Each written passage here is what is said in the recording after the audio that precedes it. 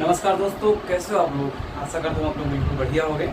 स्वागत है आपका प्रीमियम एकेडमी के एक नए एपिसोड में, जहाँ पर बात करने वाले हैं हिंदी साहित्य से रिलेटेड एक ऐसे टॉपिक के बारे में जहाँ पर सामान्यतः आपको मिल तो हर जगह जाएगा, लेकिन मैं सोच रहा हूँ वो कुछ नया जो हो सके वो दे दूँ। ठीक है, तो हिंदी साहित्य के अंतर्गत आज हम हिंदी साहित्य बिल्कुल जीरो से पढ़ने वाले हैं।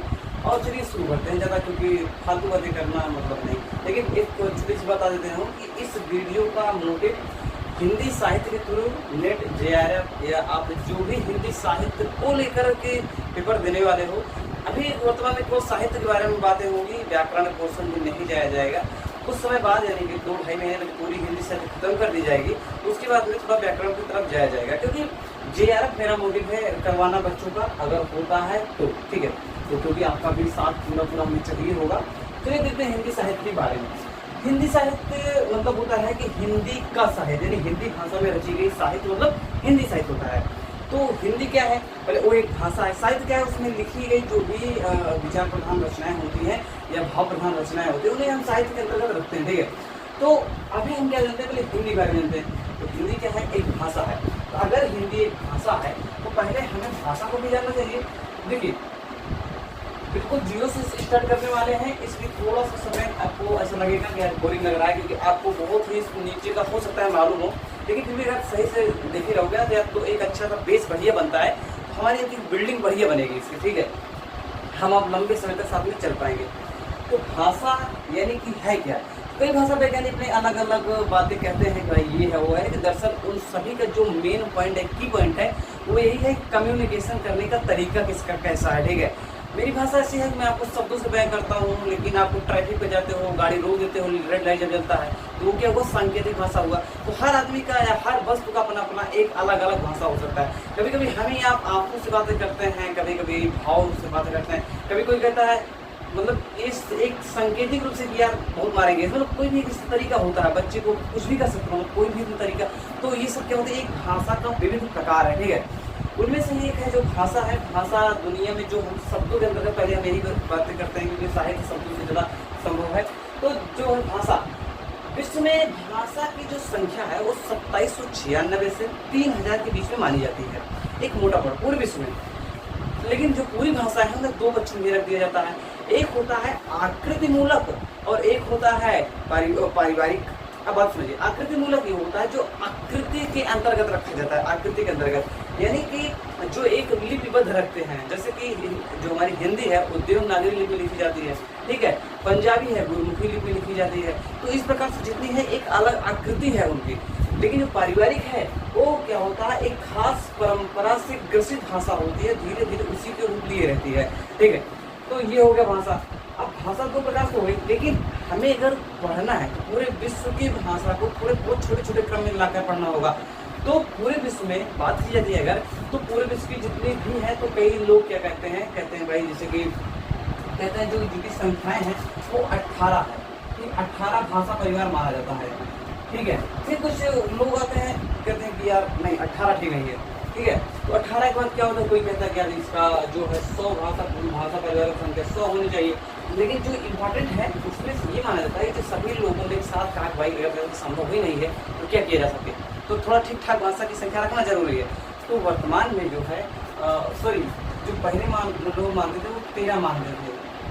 ठीक है, तो भोलानाथ तिवारी लोग ऐसे मानते थे। उसके बाद में और लोग आए जो कि हार्नले नाम के आए, वो भी म्यूलर, उन्होंने 100 माना है। लेकिन फिर जब एक सामान्यता है, जब एक कम्युनिटी से बैठाया गया भाई थोड़ा बहुत ठीक ठाक माना जाए या और भी गहन चिंतन की गई, तो पाया गया कि 18 मान लिया जाता है तो बेटर रहता है। ठीक है, तो वर्तमान में संपूर्ण भाषा परिवारों की संख्या 18 मानी जाती है। तो पूरे विश्व की जनसंख्या क्या करते हैं, 18 में रख दिया गया है। अब उसके बाद क्या होता है, हमारा पूरा विश्व इतना बड़ा है। ठीक है, अब इसमें विश्व में जो है इसे 4 भागों में डिवाइड करते हैं। एक हो गया है यूरोप और एक हो गया है एशिया। ठीक है, उसके बाद क्या है, एक अफ्रीका भूखंड, एक प्रशांत महासागरीय क्षेत्र और एक क्या है अमेरिकी खंड को। इस प्रकार से 4 क्षेत्रों में हम क्या करते हैं, अपने संपूर्ण भाषाओं को डिवाइड कर देते हैं। अब इन 4 में से भारत वाला कहाँ पर आता है, यूरोप और एशिया में यूरेशिया में आ जाता है। ठीक है, अब यूरेशिया में जो भाग है हमारे भारत का, तो यूरेशिया में हिंदी आता है। लेकिन उसके भी यूरेशिया के भी कई खंड होते हैं। तो मोटा मोटा ये है कि खंड अगर करना चाहे तो बहुत हो सकते हैं, लेकिन आपके परीक्षा के दृष्टिकोण से हमारे नजर से बस यहीं पर ज़्यादा इंपॉर्टेंट है यूरेशिया।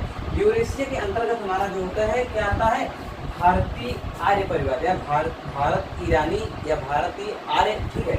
तो यहाँ पर जब हम यहाँ पर देखते हैं भारतीय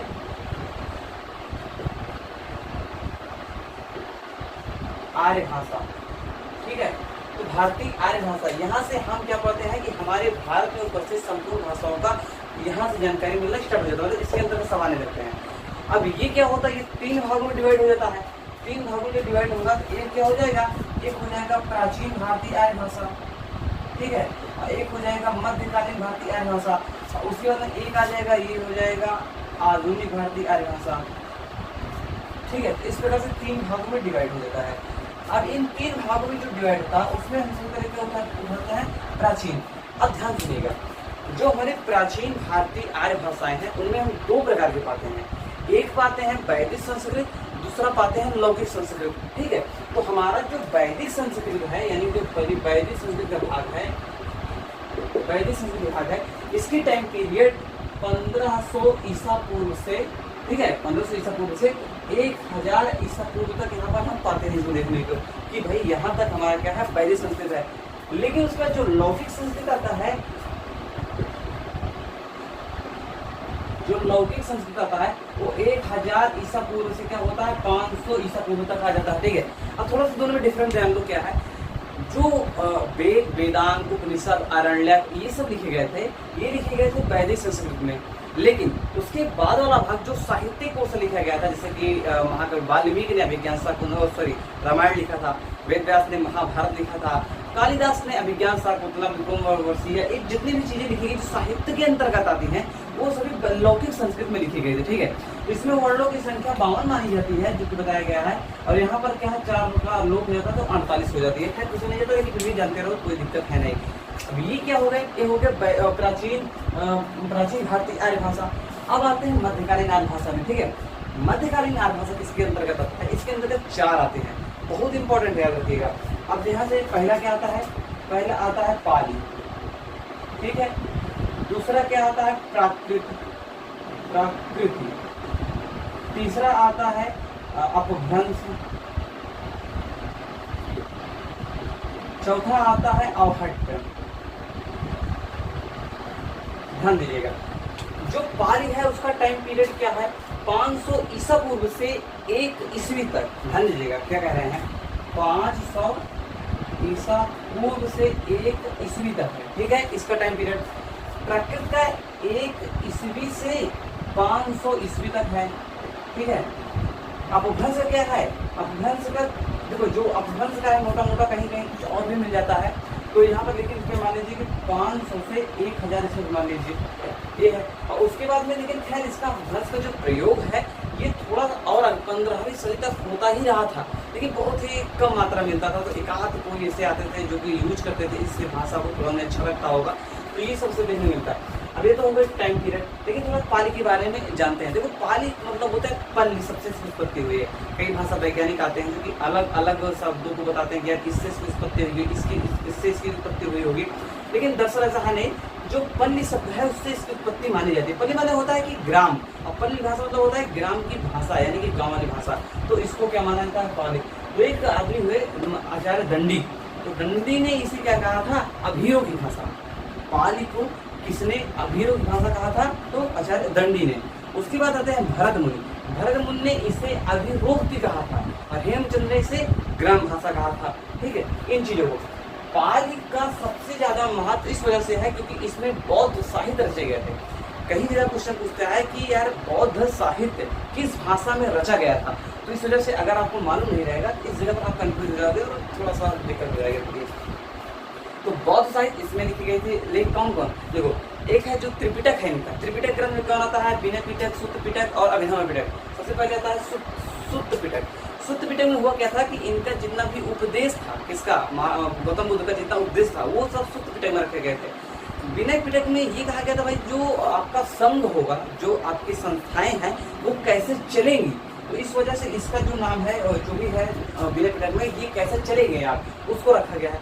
बचा अभिधम्म पिटक। अभिधम्म में ये जितने भी उपदेश दिए थे, ठीक है, उन सबको क्या किया गया था, विश्लेषण में लाया गया था, उन्हें समझाया गया था कि कब कहाँ क्या कैसे करना है। एक वो भी समझ पहले का ही एक दूसरा रूप है, एक प्रकार से मान सकते हो। तो पाली ये चीज हो गया। पाली में दो बढ़िया चीजें मिलती हैं। एक है महर्षि आचार्य बुद्ध की रचना है विशुद्धिमग्ग। विशुद्धिमग्ग को बौद्ध साहित्य का कोश कहा जाता है, ठीक है, ध्यान दीजिए, बौद्ध साहित्य का कोश कहा जाता है विशुद्धिमग्ग को, जो कि किसने लिखा है, विशुद्धिमग्ग को आचार्य बुद्ध। याद रख लीजिए इसे।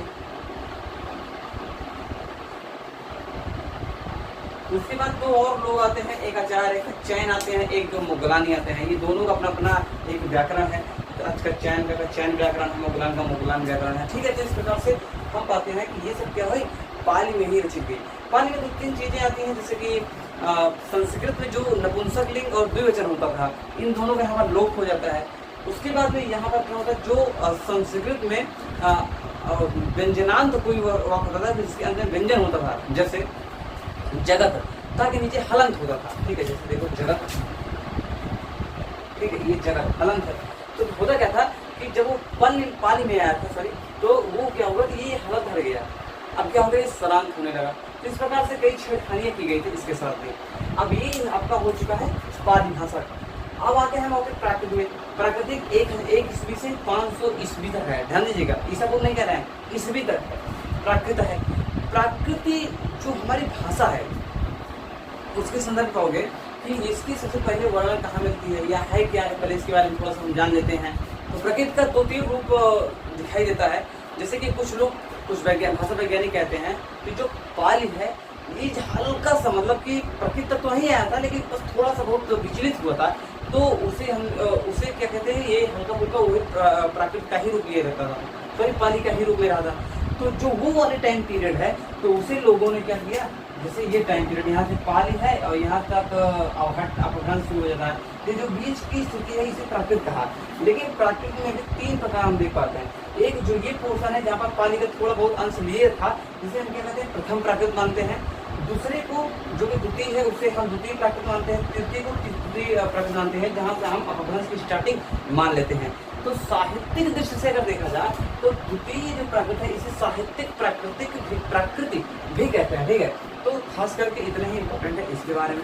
प्राकृत में एक दो रचनाएं बहुत इंपॉर्टेंट वाली जान लीजिए। प्राकृत में एक रचना हुई थी, एक रचनाकार है आचार्य प्रकृत प्रकाश लिखने वाले हैं, एक आचार्य है वररुचि, ठीक है, लिख देते हैं वररुचि। वररुचि ने एक रचना लिखा है प्रकृत प्रकाश, ठीक है। तो ये एक प्रकार से मान सकते हैं व्याकरण वाला पोर्शन है। उसके बाद हेमचंद्र नाम की एक रचना का एक बहुत बड़े प्लीज मार खास कह सकते हो, क्योंकि इन्हें प्रकृत का पाणिनि कहा जाता है, बहुत बड़े ये व्याकरण करता है। तो इनकी भी रचना है प्राकृतिक व्याकरण नाम से है, जिसमें इन्होंने एक इसे इसकी एक भाषा है जिसे चूलिका पैसाची कहा था, और चूलिका पैसाची को आचार्य दंडी ने भूत भाषा कहा है, याद रखिएगा, बहुत इंपॉर्टेंट है, ठीक है। तो यहाँ पर हम पाते हैं कि धीरे धीरे प्राकृत का भी हम यहाँ पर खत्म कर चुके हैं मोटा मोटा, बहुत ज़्यादा गहराई भी जाना नहीं है, क्योंकि भी जब रचनाएं मिलेंगी आगे चल के पढ़ने को तब ज़्यादा मजा आएगा पढ़ने में। अब आइए अपभ्रंश। अपभ्रंश क्या है, 500 ईस्वी से 1000 ईस्वी तक था। लेकिन ध्यान दीजिएगा, जो अपभ्रंश आप देखते हो इसे अपभ्रंश और अवहट दोनों के संदर्भ में लिया जाता है, दोनों का टाइम पीरियड ही मान लिया जाता है। अपभ्रंश और अवहट दोनों को एक साथ कंबाइंड कर दिया जाता है, जो कि मुझे पता नहीं है कि क्यों ऐसा किया जाता है, क्योंकि जो अपभ्रंश एक अलग भाषा है, अवहट एक अलग भाषा है। देखो अवहट जो है पूर्णतः विकसित नहीं हुई थी, या कह सकते हो एक प्रकार से, जिसका बहुत ही कम मात्रा में है, जैसे कि विद्यापति की एक रचना है पदावली, उसमें कहीं न कहीं मिल जाता है अवहट का, और एक दो रचनाएं और अच्छी हैं जहाँ पर इसका वर्णन मिलता है, बढ़िया मतलब ठीक ठाक था। लेकिन अपभ्रंश के बारे में बढ़िया चीज़ें मिलती हैं। अपभ्रंश के बारे में जो है सबसे पहले अगर हम उससे बात करें तो इसकी जो शुरुआती में स्टेप है इसके लोगों ने कहा था कि जो हमारी जो संस्कृत है, संस्कृत के जो थोड़े से खराब पोर्शन होता है ना, थोड़ा बहुत छठा शब्द या जो भाषा के दृष्टिकोण उतना अच्छा नहीं ले संस्कृत जैसे भाषा को शोभित कर सके, उन सभी भाषाओं को एक किनारे कर दिया गया और उसे ही अपभ्रंश कहा गया, ठीक है। फिर उसे कई लोगों ने अपशब्द तक कहे हैं, जैसे कि आपको पतंजलि मालूम होंगे, एक बहुत बड़े रचनाकार हुए हैं, पतंजलि एक रचना है महाभाष्य, उसमें अपभ्रंश को अपशब्द के शब्द में रखा गया है, ठीक है। तो इस प्रकार से कई और लोग हैं जिन्होंने अपभ्रंश के लिए अपने अपने अनुसार एक एक नए शब्द को भी दिए गए हैं। आचार्य रामचंद्र शुक्ल ने इसके बारे में बड़ी अच्छी बात बताई है कि वाल्मीकि राजा धारसेन द्वितीय एक है, उनके पिता के बारे में बताया गया है कि बहुत ही अच्छे और 3 भाषाओं के बहुत बड़े जानकार हैं, और सबसे पहल वहीं पर उनका वर्णन मिलता है कि अपभ्रंश के जानकार है। तो उसके बाद हो गया कि अपभ्रंश जो भाषा है, अपभ्रंश भाषा को विद्वानों में थोड़ा मतभेद होने लगा कि इसे देश भाषा माने या देश भाषा न माने। इसका कारण ये है कि इसकी जो बनावट है उन्हें लग रहा था कहीं कुछ इसमें हेर फेर हो सकता है, कुछ बाहरी हस्तक्षेप का। तो कुछ भाषा वैज्ञानिक अलग अलग अपने अपनी स्थिति में परिवर्तित हो गए। तो उनमें से हम आपको बताते हैं कुछ लोग इस प्रकार से हुए, कुछ हुए जो कहते हैं भाई ये देश भाषा। तो देश भाषा मानने वालों में हम बताते हैं आपको कौन कौन है। देश भाषा आप पाओगे कि जो एक बहुत बड़े आप नाम है आचार्य ग्रियर्सन है, ग्रियर्सन है, पिसेल है, उसके बाद भंडारकर हैं, ठीक है। एक दो से और है लेकिन इम्पोर्टेंट है। इन लोगों ने क्या कहा था कि भाई ये जो है ये देश भाषा है। बाकी और जो है जो कि पूरे विदेशी हैं उन्होंने कहा था कि देश भाषा नहीं है, ठीक है। ये आपके अपभ्रंश से रिलेटेड चीजें हो जाती हैं। जो अपभ्रंश है उसके बारे में एक है हरदेव बाहरी नाम के डॉक्टर हरदेव बाहरी, उन्होंने कहा था कि जो 7वीं सदी है, 7वीं सदी से 11वीं सदी तक का समय है, ये क्या है, ये अपभ्रंश का स्वर्ण काल है। क्या है? अपभ्रंश का स्वर्ण काल है। जो अपभ्रंश में एक बहुत ही इंपॉर्टेंट चीज ये है कि अपभ्रंश की जो रचना, 2 रचना बहुत इंपॉर्टेंट मानी जाती है अपभ्रंश का। उसमें से एक है स्वयंभू जी जिनका है पौंचर्यु, ठीक है। उसके बाद में एक है पुष्यदंत जिनकी है महापुराण नाम का, ठीक है, रचना। तो कौन कौन है? महापुराण यानी कि पुष्यदंत और स्वयंभू यानी कि पौंचर्यु। ये रचनाएं अपभ्रंश की हैं और ये जो रचनाकार है ये भी अपभ्रंश के ही हैं। तो कभी भी पूछता है कि निम्न में से कौन अपभ्रंश का कवि नहीं है या निम्न में से कौन अपभ्रंश का ही कवि है, ऐसे क्वेश्चन आपको दे सकता है। तो इन दोनों को आप अगर याद रखोगे तो आप यहाँ पर थोड़ा ठीक ठाक रहोगे। तो अब यहाँ पर होता क्या है, आगे का देखा जाए जो अवहट्ट वाला टाइम पीरियड है, अवहट्ट वाला, तो अवहट्ट के बारे में कुछ खास मतलब इतना बड़ा नहीं है कि बहुत बड़ा है, लेकिन ठीक ठाक है। इसका वर्णन जो है सबसे पहले मिलता है ज्योतिरेश्वर ठाकुर की एक रचना है, और एक है डॉक्टर सुनीत कुमार चटर्जी, आपने नाम सुना होगा, डॉक्टर सुनीत कुमार चटर्जी, यार मार्कर को चल नहीं रहा ठीक से, इस वजह से लिख नहीं पा रहे। तो डॉक्टर सुनीत कुमार चटर्जी उन्होंने कहा जो आपका अवहट्ट है ना, वो अपभ्रंश और पुरानी हिंदी के बीच की कड़ी है। ये क्वेश्चन पूछता है कि अपभ्रंश, अवहट्ट को अपभ्रंश और पुरानी हिंदी के बीच की कड़ी किसने माना? तो डॉक्टर सुनीत कुमार चटर्जी। एक जरूरी चीज ये है कि कभी लोग एक अलग से ही टॉपिक बना लेते हैं, अगर आप कहोगे तो पुरानी हिंदी,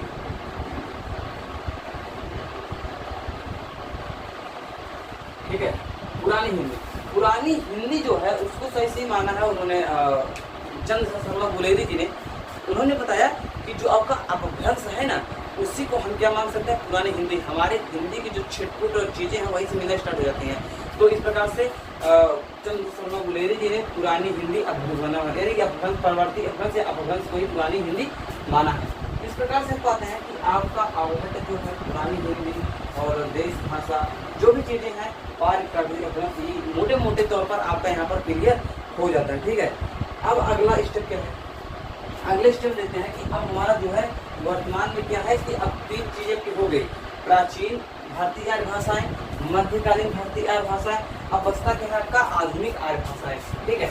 अब आधुनिक आर्य भाषाओं के अंतर्गत थोड़ा देख लेते हैं। आधुनिक आर्य भाषाओं अगर पाते हैं जो 1000 ईस्वी है उसके बाद की जो टाइम पीरियड मिलती है आज तक का, वो सब क्या है आधुनिक आर्य भाषाओं के अंतर्गत ही रखे जाते हैं। उसका रीजन ये है कि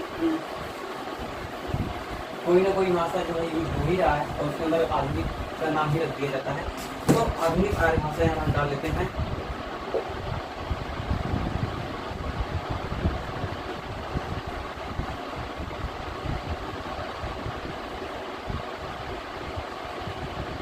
ठीक है, आधुनिक आर्य भाषा। अब जो हमारी आधुनिक आर्य भाषा है इसके अंदर क्या आता है, पूरी चीज़ें जैसे हिंदी है, पंजाबी है, लहंदा है, उसके बाद में सिंधी है, मराठी है, असमिया है, विष्णुपुरी है, जो भी जितनी भाषाएं हैं वर्तमान में जो बोली जाती है लगभग वो सब में अवधी, भोजपुरी, बघेली, छत्तीसगढ़ी, ये सब इसके अंदर इंक्लूड है। ठीक है, तो आधुनिक आर्य भाषा, भारतीय भाषा का मान कहना चाहिए थोड़ा अच्छा पड़ेगा। क्या है आधुनिक भारतीय आर्य भाषा। ठीक है, इसके अंदर तो ये जितने भी टाइमिंग है इसका खास ऐसा तो लिखता नहीं है कि भाई अवधि यहीं से शुरू हुई तो बोलना, तो ऐसा है नहीं।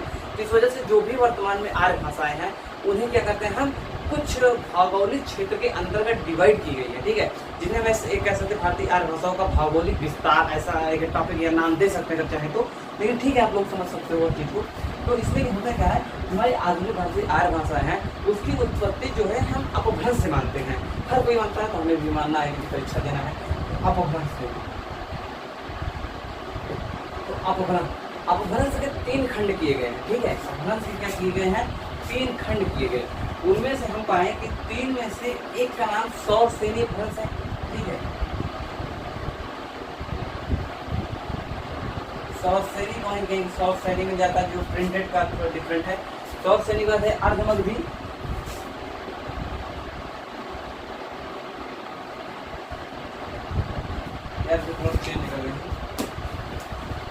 तो ये है अर्धमगधी। उसके बाद क्या आता है, मगधी आता है। क्या आता है, मगधी। अब ये जो 3 भाषाएं हैं ये अपभ्रंश के ही 3 रूप हैं। ठीक है, तो सौरसेनी में क्या आता है, 3 आते हैं। सौरसेनी में 3 आते हैं। अब इसमें हम इसे देख लेते हैं, पढ़िए तो थोड़ा ठीक होगा। एक आता है पहाड़ी हिंदी। ठीक है, उसके बाद सेकंड में क्या जाता है, राजस्थानी। तीसरे में क्या जाता है, पश्चिमी हिंदी।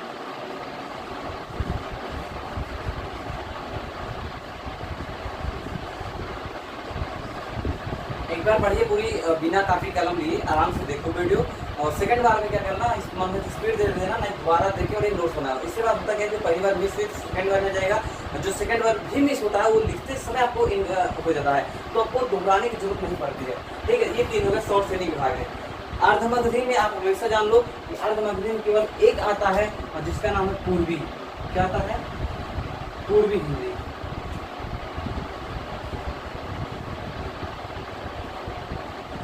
ठीक है, मगधी में केवल एक आता है जो कि है बिहारी हिंदी।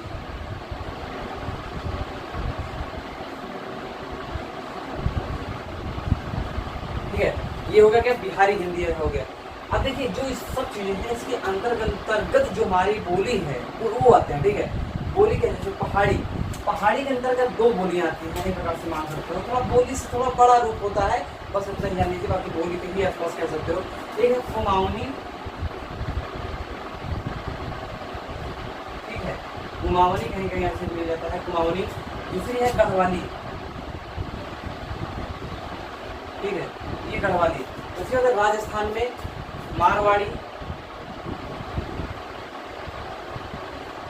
मेवाती,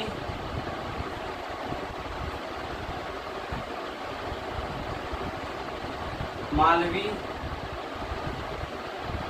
ठीक है, और उसके बाद है जयपुरी। मारवाड़ी भी पुरानी डिंगल भाषा है, जान लीजिए जो डिंगल भाषा है ना वो पुरानी मारवाड़ी का ही एक रूप है। जयपुरी, जयपुर का पहले पुराना नाम ढूंढाड़ था। क्या था, ढूंढाड़, इसलिए से ढूंढाड़ी भी कहते हैं। ठीक है, तो ये हो गया राजस्थानी। अब उसके बाद क्या है, पश्चिमी हिंदी। अच्छा क्वेश्चन जो पूछता है ना वो यहाँ पूछता है पश्चिमी हिंदी से। पश्चिमी हिंदी के जो रूप है उनमें से एक रूप है ब्रज भाषा। यही पूछता है कि ब्रज भाषा किसका, इसमें कुल 6 बोलियां आती हैं। ब्रज भाषा, कन्नौजी बाद होता है बुंदेली बाद होता है हरियाणवी के बाद होता है खड़ी बोली,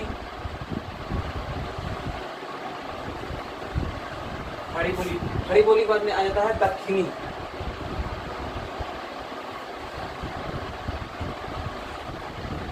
ठीक है, ये 6 भाषाएं हमें देखने मिलती हैं पश्चिमी हिंदी में। उसके बाद होता है पूर्वी हिंदी। पूर्वी हिंदी में हमें 3 देखने को मिलता है। पूर्वी हिंदी में कौन कौन देखने को मिलता है? एक है अवधी, छत्तीसगढ़ी और बघेली। ठीक है, क्या क्या? अवधी, छत्तीसगढ़ी और बघेली। बिहारी हिंदी में भी हमें 3 देखने को मिलता है, भोजपुरी, मैथिली और मगही।